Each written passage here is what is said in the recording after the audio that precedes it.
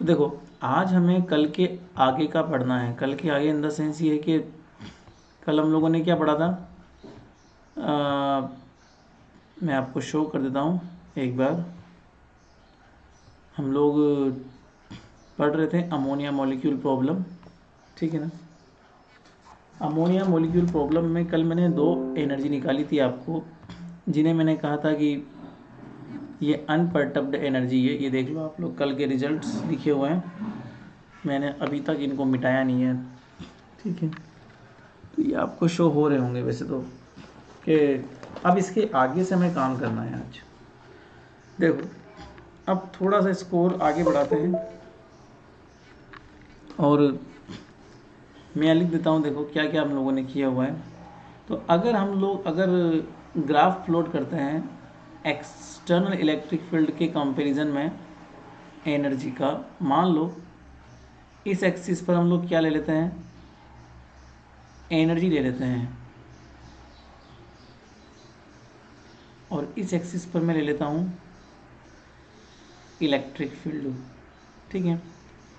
तो जब इसकी एक मिड रेंज फिक्स कर दूँ मैं, जिसे बोलता हूँ मैं ई नोड, तो देखो एनर्जी जब मिड रेंज में है तो यहाँ पर आप देखना कि एक लाइन बनेगी जिसे हम बोल देंगे ई नोड से थोड़ा ज़्यादा, और एक लाइन होगी ई नोड से थोड़ा कम। What is it? इसका मतलब ये तो हो गया जो हम लोगों ने बात करी थी। यहाँ पर आप देखना, ऊपर एक चीज़ लिखी होगी,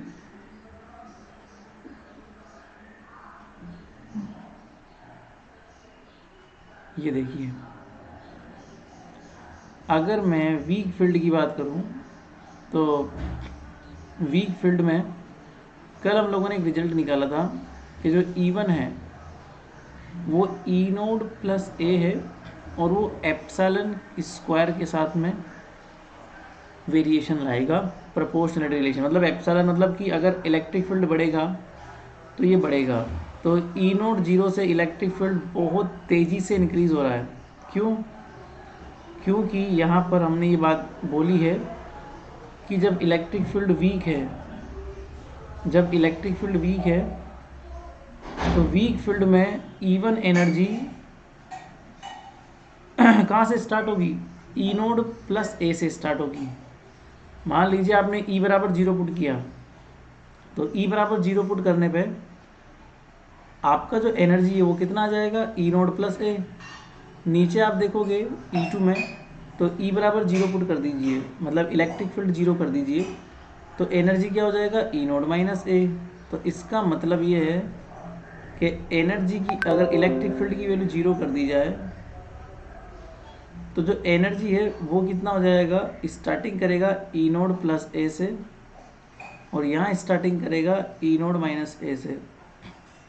उसके बाद तो बेटा एनर्जी जो है ना वो बहुत तेज़ी से इंक्रीज़ होगा। देखो आप, ये प्लस साइन लग रहा है ना, प्लस साइन का मतलब ये है कि एनर्जी की वैल्यू बढ़ाओगे तो इलेक्ट्रिक फील्ड जो है ना, सॉरी इलेक्ट्रिक फील्ड बढ़ाओगे तो एनर्जी पॉजिटिव में बढ़ेगा, और बढ़ेगा स्क्वायर के साथ में। स्क्वायर का मतलब समझते हो, बहुत तेज़ी से। तो ये मैंने बहुत तेज़ी से बढ़ा दिया ऊपर की ओर E1 एनर्जी, ठीक है। तो ये जो ग्राफ बनाया मैंने, ये उसी करस्पॉन्डिंग बनाया। मतलब ये ग्राफ किसके लिए बनाया, ये ग्राफ तब बने जब इलेक्ट्रिक फील्ड वीक था।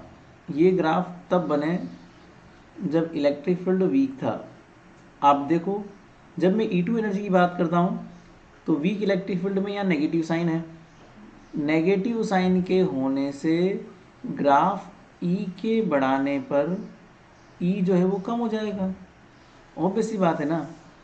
तो मैंने क्या किया कि ये ग्राफ नीचे बढ़ाया, नीचे की ओर, और किसके साथ बढ़ाया, ई के साथ, ठीक है ना। तो वो भी स्क्वायर फॉर्म में है, तो बेसिकली ये जो है नीचे की ओर बढ़ेगा, वो भी स्क्वायर फॉर्म में नीचे की ओर बढ़ेगा। क्लियर? अब अगर मैं ग्राफ स्ट्रॉन्ग की बात करता हूँ, तो अगर आपने इलेक्ट्रिक फील्ड की वैल्यू 0 कर दी तो एनर्जी बराबर क्या हो जाएगा, ई नोड। मतलब ग्राफ की स्टार्टिंग यहाँ से होगी। और आप ये देखो कि E1 जो है वो प्रोपोर्शनल टू क्या है, E है, E की पावर 1, मतलब सीधा प्रोपोर्शनल है। तो आप इलेक्ट्रिक फील्ड बढ़ाओगे तो बेसिकली एनर्जी बढ़ेगी, इस तरीके से बढ़ती जाएगी बढ़ती जाएगी बढ़ती जाएगी। E2 की बात करते हैं तो E2 में क्या है, E2 proportional to minus E की पावर, मतलब कि नेगेटिव में बढ़ेगी एनर्जी। इलेक्ट्रिक फील्ड बढ़ाओगे तो एनर्जी नेगेटिव में बढ़ेगी, और प्रोपोर्शनलिटी साइन के साथ तो ये धीरे धीरे बढ़ेगी इस तरीके से। तो ये जो दोनों ग्राफ हैं ये स्ट्रॉन्ग इलेक्ट्रिक फील्ड के करस्पॉन्डिंग है, ये भी स्ट्रॉन्ग है और ये भी स्ट्रॉन्ग है। आई बात समझ में? तो आई होप कि आपको ग्राफ समझ में आ गया होगा। क्लियर? ठीक है ना? तो एक बार मुझे कमेंट करके रिप्लाई कर दो, ग्राफ समझ में आ गया? Very good. तो अब आगे देखो,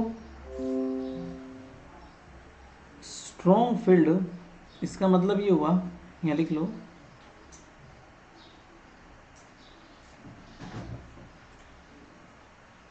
स्ट्रॉन्ग फील्ड आप लगाओगे तो nitrogen atom sir sir can tunnel through sir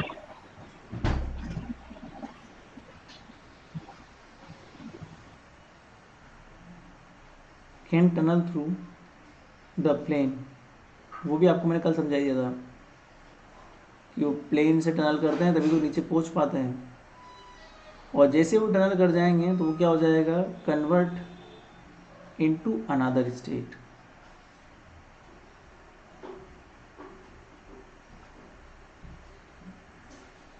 मतलब वन स्टेट से टू स्टेट में कन्वर्ट, या फिर टू स्टेट से वन स्टेट में कन्वर्ट,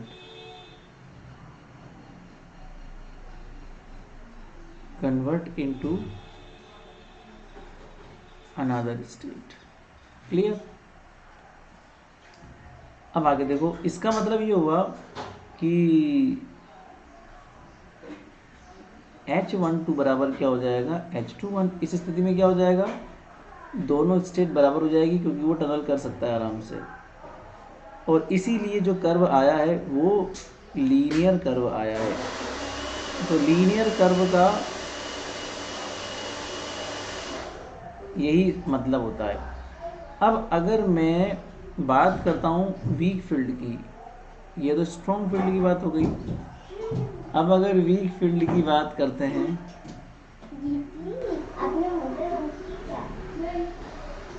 तो वीक फील्ड में क्या हो जाएगा, बहुत कम फील्ड है, तो नाइट्रोजन एटम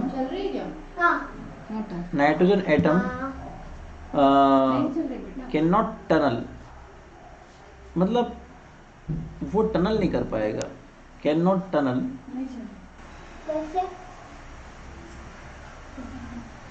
ठीक है, that is not convert into another state. तो ये दूसरी स्टेट में कन्वर्ट भी नहीं हो पाएगा,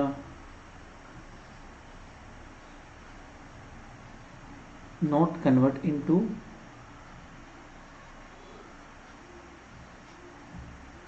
अनदर स्टेट, ठीक है। और इसका मतलब ये चीज़ शो करती है कि बेसिकली वीक फील्ड में जब आप काम कर रहे हो, ठीक है ना, तो वीक फील्ड में काम करते वक्त हम लोग ये बात नहीं बोल सकते कि क्या बोलते हैं, इसका कर्व लीनियर होगा, तो क्वाड्रेटिकली कर्व बनेगा इसका। इसका कर्व कैसा बनेगा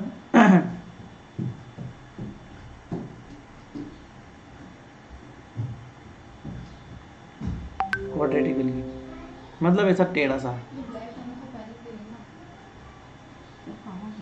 क्वाड्रेटिकली कर्व, ठीक है ना। तो ये चीज़ तो बहुत नॉर्मल सी है, जो आपको ध्यान रखनी है वीक फील्ड और स्ट्रॉन्ग फील्ड के बारे में। अब इसके कुछ इंपॉर्टेंट पॉइंट और हैं, यही पॉइंट जो मैंने ऊपर लिखा है इनको मैं पॉइंट फॉर्म में लिखवा देता हूँ, है ना।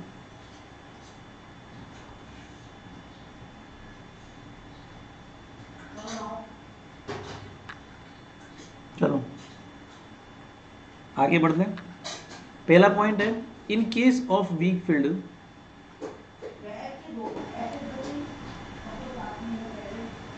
In case of weak field, मान लो वीक फील्ड है तुम्हारे पास,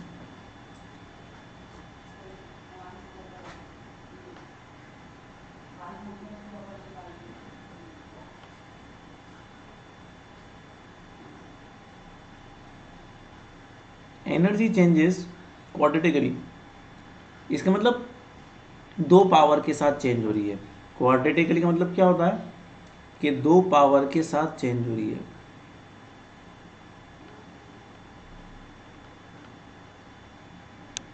with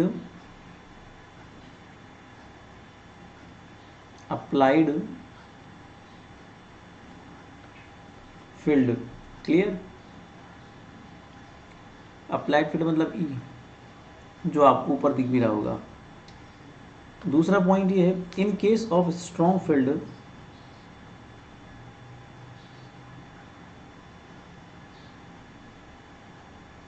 in case of strong field energy changes, अभी तो आपको समझ में आएगा क्या लिखना है यहाँ पे, एनर्जी चेंजेस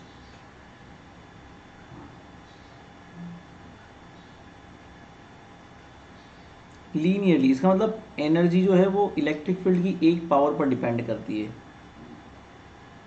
लीनियरली विद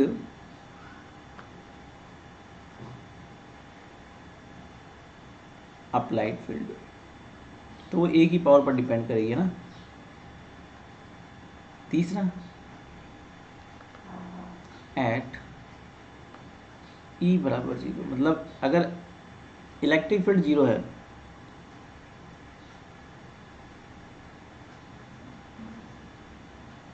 इसका मतलब energy of both state,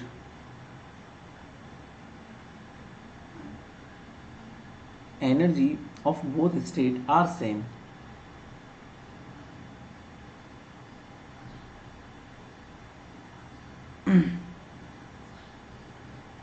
same कब होगी, जब स्ट्रॉन्ग होगा, इन स्ट्रॉन्ग फील्ड।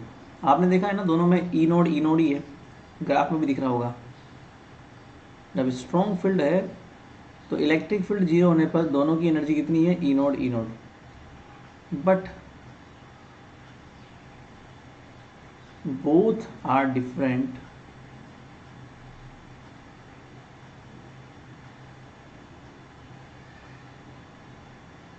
इन वीक फील्ड, वो भी आपको दिख रहा होगा कि एक तो ई नोड प्लस ए है और एक ई नोड माइनस ए है, वो भी आपको दिख रहा होगा।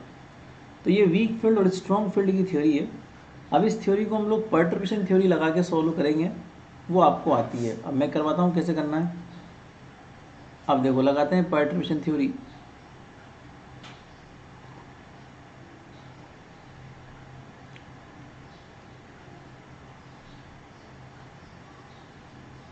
पर्टर्बेशन थ्योरी,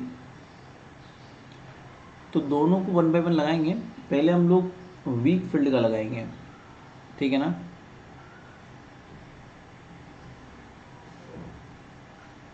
तो केस फर्स्ट,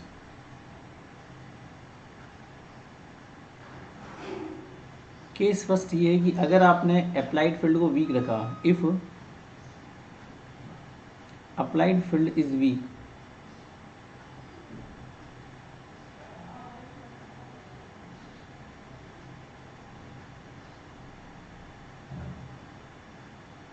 आसान है, कोई दिक्कत ही नहीं है। मतलब ये जो इलेक्ट्रिक फील्ड एनर्जी है ना, वो कम है किससे, जो भी आप लगा रहे हो ना एनर्जी, उससे, ठीक है ना। मतलब ए से, मान लो ए से भी कम है, जो आपने कांस्टेंट लिया है उससे कम है, या फिर एनर्जी जो रिजल्ट एनर्जी उससे कम है, देन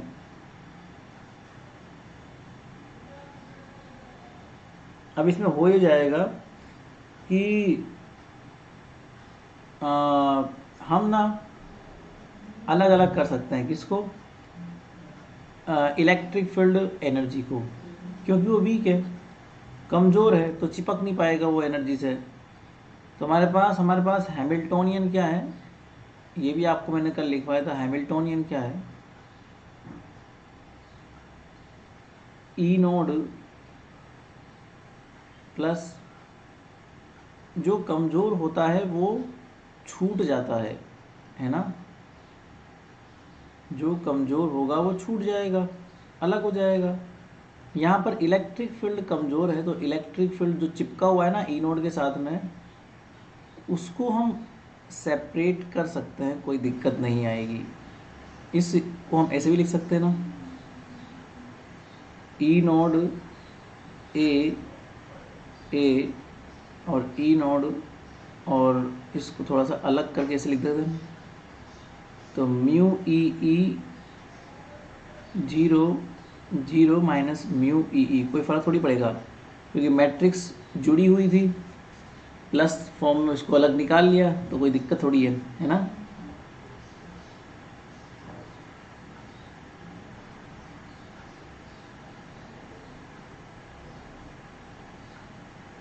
इसको ऐसे लिख दें,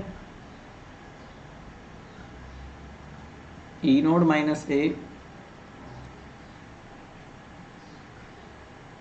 देखो ये तो एनर्जी है, ये तो हैमिल्टोनियन का पार्ट है, अनपर्टब्ड एनर्जी है, इसको हम अलग नहीं करेंगे, ये तो हैमिल्टोनियन में ही रहेगी।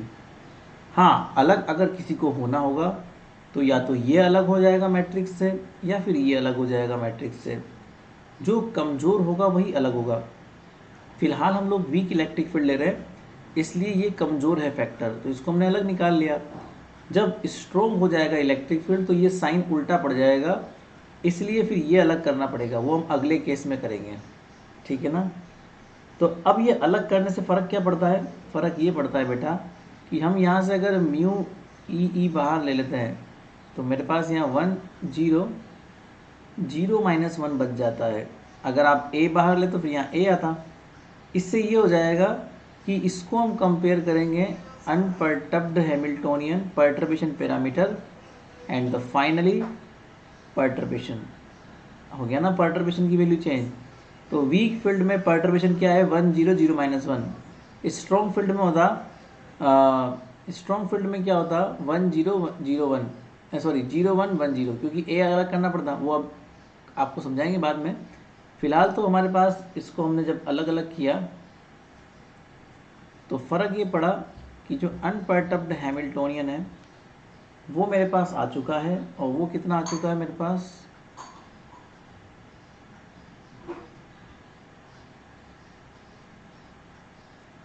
पर्टर्बेशन पैरामीटर आ चुका है।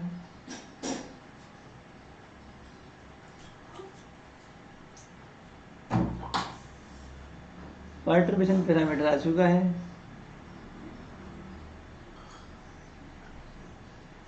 क्या है वो पैरामीटर, और आपके पास में पर्टर्ब्ड हैमिल्टोनियन आ चुका है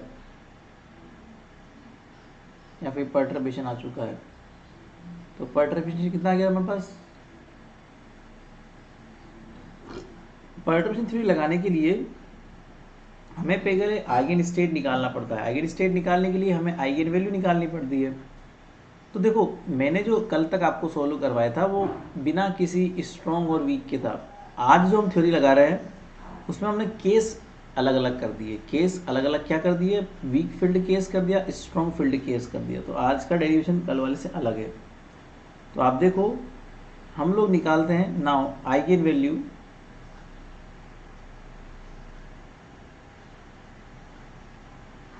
क्यों निकालेंगे, क्योंकि हमें अनपर्टब्ड एनर्जी या एक्चुअल एनर्जी निकालनी है, ठीक है ना। आइगन वैल्यू फॉर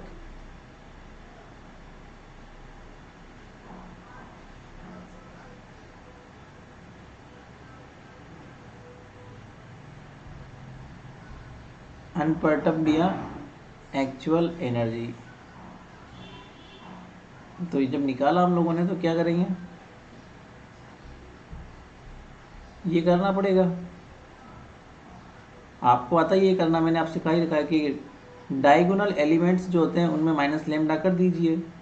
तो ये डायगोनल एलिमेंट्स जो है वहाँ हम लोग माइनस लेमडा कर देते हैं। अब इसको सोल्व कर लीजिए, सोल्व करना आता ही है। ये मल्टीप्लाई भी दिए,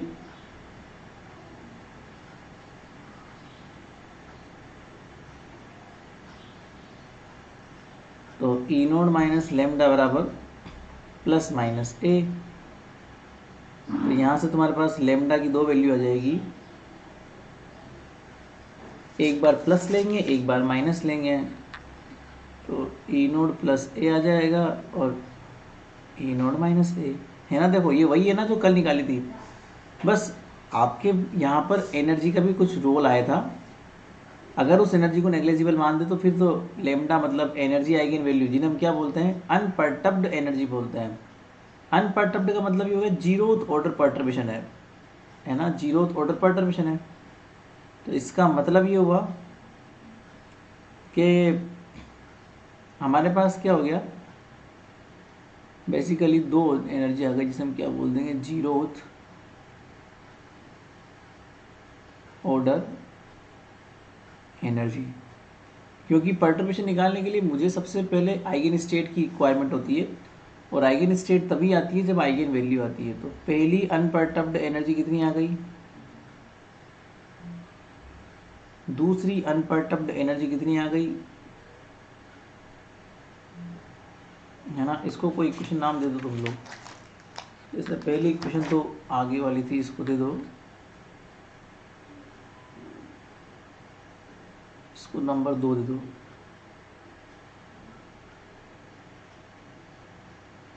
अब हमें आइगन स्टेट निकालनी है। अगला स्टेप क्या होता है आइगन स्टेट का,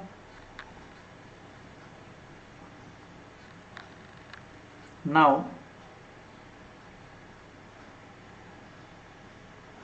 आइगन वेक्टर फॉर,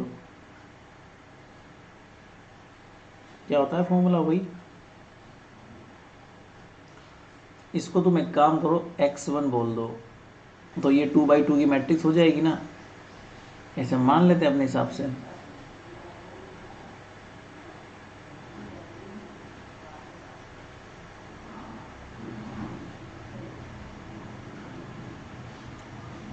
वही काम, डायगोनल एलिमेंट्स में से माइनस कर दो, तो डायगोनल एलिमेंट क्या था, ई नोड था, माइनस कर दोगे ई नोड, और यहाँ तो कोई फर्क पड़ेगा नहीं। यहाँ डायगोनल एलिमेंट ई नोड था, माइनस कर दोगे ई नोड,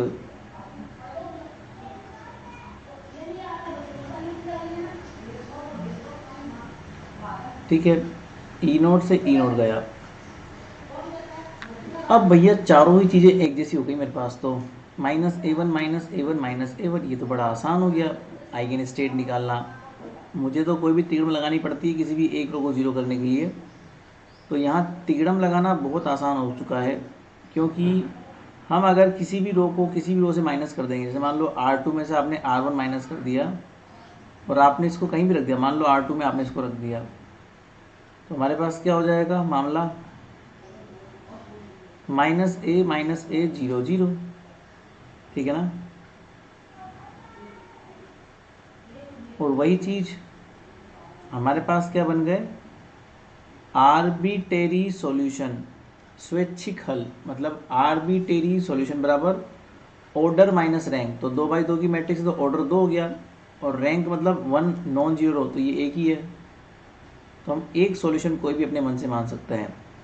हमारे पास इक्वेशन जो बनी है वो बनी है -a1 x1 माइनस 8 और x2 बराबर 0, वो इससे बनी है यहाँ रखने से। तो x1 बराबर -x2 हमारे को मिल रहा है। अब हम 0 तो मान नहीं सकते किसी भी एक, तो हम एक काम करते हैं, हम x2 को 1 मान लेते हैं, कोई भी एक मन से मानना है अपने को, लेट, तो इसका x1 कितना हो जाएगा, -1 हो जाएगा, खत्म काम। तो इससे ही हो जाएगा कि मेरे पास जो x मिलेगा पहली स्टेट को कितनी मिल जाएगी, -1 और 1, और नॉर्मलाइज्ड कर दो, तो नॉर्मलाइज्ड करना आता ही है आपको, तो नॉर्मलाइज्ड कर दी कितना हो जाएगा, x1 बराबर 1/√2 -1 और 1, क्लियर। यही कहलाएगा जीरोथ ऑर्डर वेव फंक्शन। इसी को हम क्या बोलते हैं, मतलब अनपर्टर्ब्ड वेव फंक्शन। या फिर जीरोथ ऑर्डर वेव फंक्शन।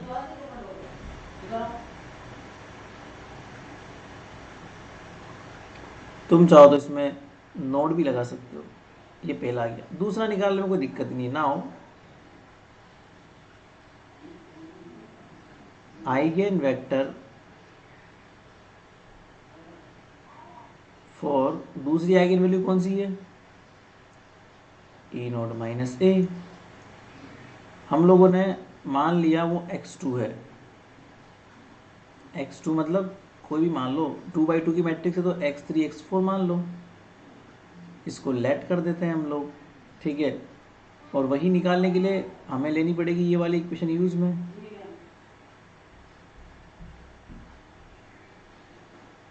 और वही डायगोनल एलिमेंट्स में से आइगेन वैल्यू को माइनस कर दो। तो डायगोनल एलिमेंट यहाँ e2 था, इसमें से माइनस कर दो। इस पर कोई फ़र्क नहीं है, इस पर कोई फ़र्क नहीं है, यहाँ से माइनस कर दो।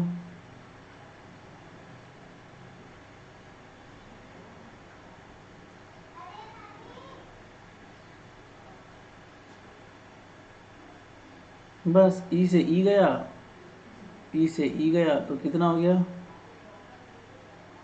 ए माइनस ए माइनस ए और ए, ठीक है। यहाँ भी बहुत आसान है। क्या आसान है बेटा? तिगड़म लगाना आसान है। कोई भी एक रो में से कोई भी एक रो को जोड़ दो, दोनों रो को आपस में जोड़ दो और कहीं भी पुट कर दो जहाँ भी तुम्हारी इच्छा हो। तो a माइनस ए 0 0, तो x3 x4 बराबर 0। तो वही आर्बिटरी सॉल्यूशन क्या हो जाएंगे मेरे पास? ऑर्डर माइनस रैंक, तो ऑर्डर माइनस रैंक, तो ये एक हो जाएगा। और इक्वेशन बनाओगे तो क्या हो जाएगा? a x3 minus A x4 बराबर 0, इसका मतलब x3 बराबर x4। तो दोनों में से एक को 1 मान लो, तो ऑब्वियस सी बात है लेट कोई भी एक 1 मान लो, तो x4 भी कितना हो जाएगा? 1। तो अल्टीमेटली मेरे पास जो x2 बनेगा वो हो जाएगा 1 1। और वही लाइन लिख देना जो ऊपर लिखी थी कि अनपर्टर्ब्ड आइगन स्टेट या फिर जीरोथ ऑर्डर आइगन स्टेट इसे बोल देंगे। वो कितना हो जाएगा? जीरोथ ऑर्डर आइगन स्टेट, ये लो बेटा। इसका मतलब फाइनली जो हम लोगों ने निकाले हैं रिजल्ट, वो मैं आपके सामने लिखता हूँ। Final results for the weak field, final results for weak field. ये सारे रिजल्ट मैंने किसके लिए निकाले हैं? अनपर्टब्ड के लिए निकाले हैं। अनपर्टब्ड है ना। इसका मतलब क्या क्या रिजल्ट निकाले मैंने? सबसे पहले अनपर्टब्ड एनर्जी निकाली है, मतलब जीरोथ ऑर्डर पर्टर्बेशन के लिए एनर्जी कितनी निकाली है। फिर इसके लिए मैंने वेव फंक्शन निकाला है, यही निकाला है।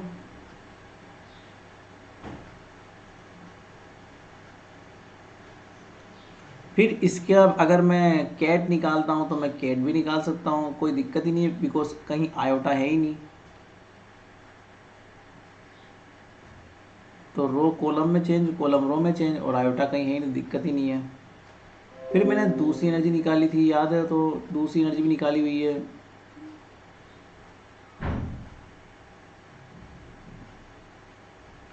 फिर इसके लिए हम लोगों ने नॉर्मलाइज अननॉर्मलाइज आइगन स्टेट निकाली हुई है। अगर आप इसका ब्रा करोगे तो इसका ब्रा भी हो जाएगा, मतलब इसका आप लोग क्या कर सकते हो? कॉम्प्लेक्स कॉन्जुगेट कर दो, वही का वही आएगा।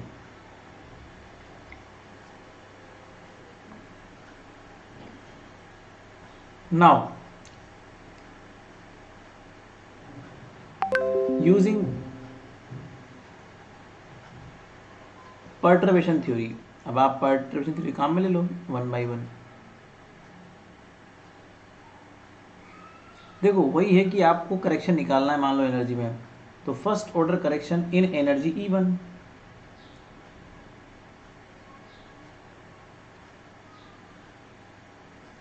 फर्स्ट ऑर्डर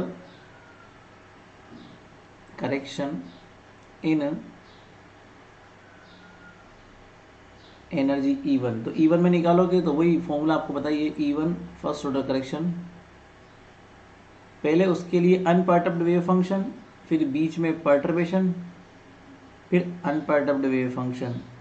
अब ये भी आपने ऊपर निकाला है कि 1/√2 इसमें भी है, 1/√2 इसमें भी है, तो 1/2 तो बाहर निकाल लो। ये ब्रा वाला है तो इसमें हमको -1 जो है वो रो मैट्रिक्स लिखनी पड़ेगी। पर्टर्बेशन आपने ऊपर लिखा ही है 1 0 0 -1, ऊपर देखना आपने लिखा होगा कहीं ना कहीं। म्यू ई का मल्टीपल जो मैट्रिक्स है ना, म्यू ई की मल्टीपल मैट्रिक्स वो यही है। फिर आपने इसका निकाला होगा -1 1। अब मैट्रिक्स को मल्टीप्लाई करना आपको आता है, जब आप इसको इससे मल्टीप्लाई करेंगे तो 1/2 -1 1, तो मल्टीप्लाई करना, देखो ये 2/1 की 2/2 की है, ये 2/1 की है, तो 2/1 की बनेगी आपके पास। तो 2/1 की बनेगी तो कैसे बनेगा 1, ये तो कितना हो जाएगा -1, ये इससे -1।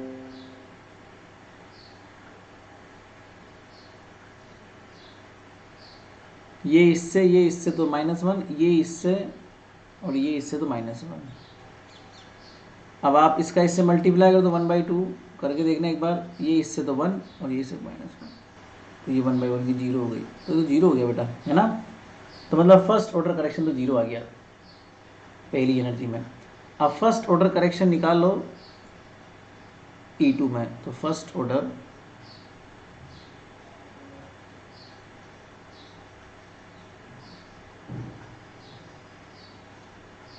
करेक्शन इन एनर्जी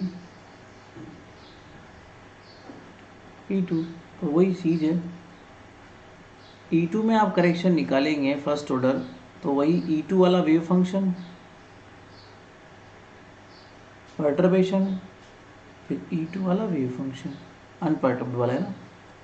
अब ये भी 1/√2 इसमें भी था, 1/√2 इसमें था, तो ये कॉलम मैट्रिक्स आएगी, ए रो मैट्रिक्स आएगी 1 1, पर्टर्बेशन क्या था, और ये कॉलम मैट्रिक्स 1 1।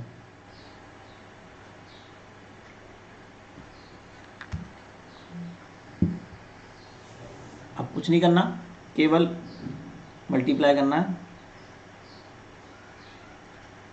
तो जब आप इसका मल्टीप्लाई करेंगे तो 1 ये बच जाएगा 1 और ये बचेगा -1,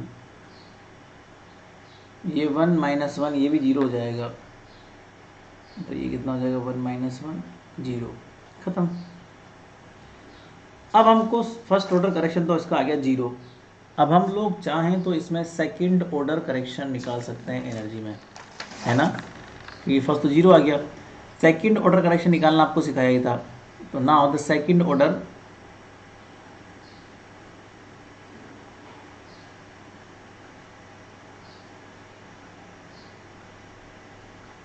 इन एनर्जी E1 में निकालना है बेटा।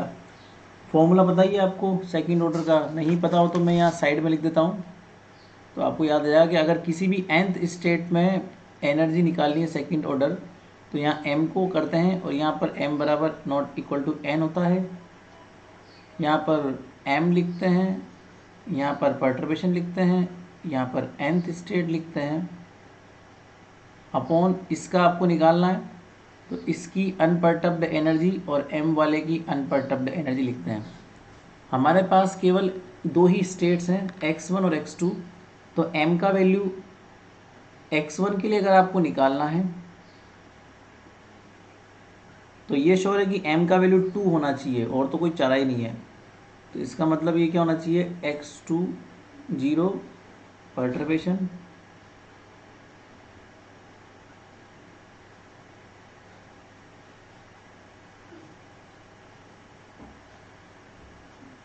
अनपर्टर्ब्ड, और ये हो जाएगा एनर्जीज, बस खत्म काम। अब आपको ये बात पता ही है कि इसमें भी 1/2 आएगा, इसमें 1/2 आएगा, इसका 1/2 और इसका 1/2, इसको तो मोड लगा दो, तो 1/2 तो यहाँ आ जाएगा 1/2, तो ये कितना हो गया हमारे पास x2 का 0, वो ब्रैम है, तो ब्रैम में तो ये 1 1 आ जाएगा, और h1 कितना आ जाएगा, और ये केट में हो जाएगा, केट में कितना हो जाएगा ठीक है, ये तो बताइए आपको x1 और x2 का वैल्यू क्या है। 0, ये हमारे पास upon E1 node minus E2 node. तो E1 नोड कितना है मेरे पास, फर्स्ट एनर्जी वो है E नोड प्लस ए, माइनस E2 नोड कितना है, E नोड माइनस ए। ठीक है, अब आप लोग सोल्व कर लो इसको। तो ये हो जाएगा 1/4 और इसको सोल्व करोगे तो 1 1 -1 और -1। ठीक है, मोड का स्क्वायर अपॉन, तो ये इससे कैंसिल होगा, तो ये इससे कैंसिल हो गया, तो ये कैंसिल, तो ये कितना हो गया, माइनस माइनस ट्वाइस ऑफ ए, है ना। तो इसका मतलब ये कितना हो गया मेरे पास अल्टीमेटली,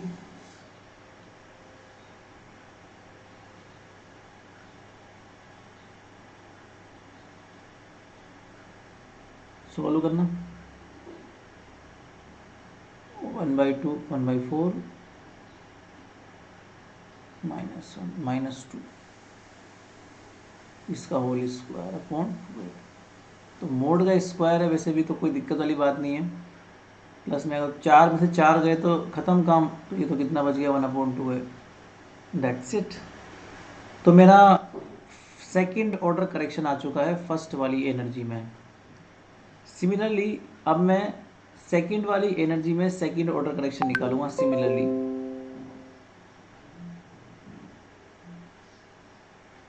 सेकंड वाली एनर्जी में सेकंड ऑर्डर करेक्शन, फॉर्मूला मैं आपको बस बता ही दे रहा सिंपली, समेशन में कुछ आएगा नहीं, 1 ही आएगा, और यहाँ पर आ जाएगा x10 अनपर्टब्ड, x1 यहाँ पर आ जाएगा, 2 में निकालना तो 2 बाद में आ जाएगा, तो x20 कैट में आ जाएगा, अपॉन जब 2 लिखा हुआ है तो यहाँ E20 आ जाएगा और यहाँ पे E10 आ जाएगा।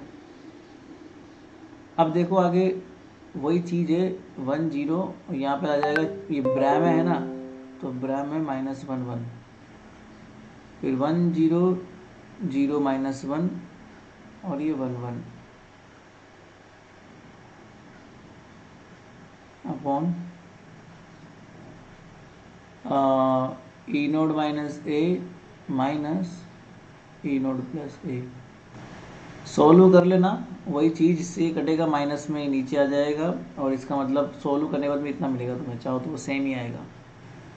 तो सेकंड ऑर्डर एनर्जी में सेकंड ऑर्डर करेक्शन आ गया, तो भैया हो गया काम मेरा।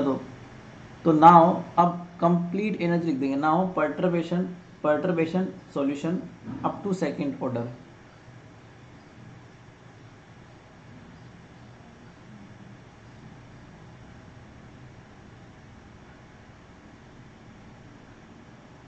Up to